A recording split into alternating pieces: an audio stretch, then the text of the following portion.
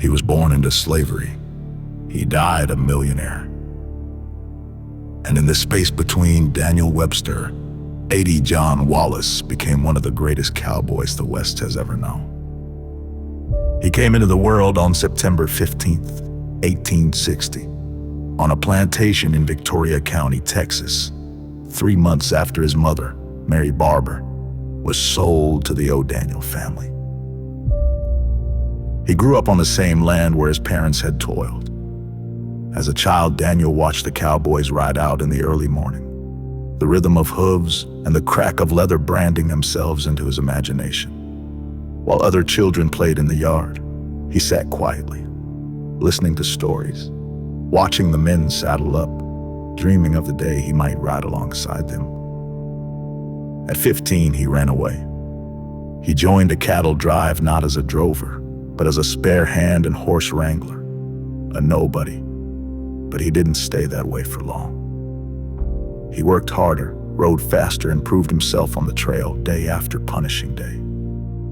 Over the years, Wallace worked for the biggest names in the business. He worked for C.C. Slaughter, Andrew B. Robertson, and Clay Mann, riding across Texas under sun and snow, through stampedes, swollen rivers, Comanche raids, and blistering sandstorms. And as he worked, he earned something rarer than riches: respect. It was Clay Mann who helped him take the next step, to not just to ride for a brand, but to build one. In 1885, they struck a deal. Wallace would save part of his wages, Mann would provide free pasture, and together they'd build something new. Mann's cattle brand was an 80, and out on the range, they called him 80 Clay Mann. Working his herd, Daniel earned his own trail name, 80 John. That same year, Wallace bought his first land. He was just 25 years old. He went back to school, and from then on, education became a core value of the brand he was building. With his wife Laura by his side, 80 John carved out a ranching empire, installing the area's first windmill, raising a family, and ensuring that each of his children and grandchildren had a path to college. His legacy was not just in cattle, but in classrooms and church halls where the Wallace family gave back quietly and generously.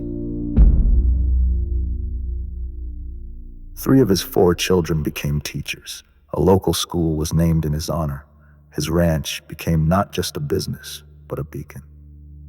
By the time of his death on March 28, 1939, 80 John Wallace had amassed a net worth of over $1 million, a staggering achievement for a man who began life as property. But more than his wealth, it was his name that carried weight: integrity, wisdom, progress, respect. He joined the Texas Cattle Raisers Association, attended meetings where few black cowboys ever stepped foot, and built friendships that crossed color lines and cultural divides. He wasn't just respected, he was admired, a man other cowboys looked up to. His descendants still live on that land. The buildings from the original Wallace homestead were moved to the National Ranching Heritage Center at Texas Tech, now a monument to what he built and how far he rode to build it. On April 15, 2023, Daniel Webster, 80 John Wallace, was inducted into the National Cowboy and Western Heritage Museum's Hall of Great Westerners. His was a story of resilience, grit, and uncommon vision. A cowboy, a rancher, a leader, a legend. 80 John Wallace didn't just ride for the brand. He became the brand.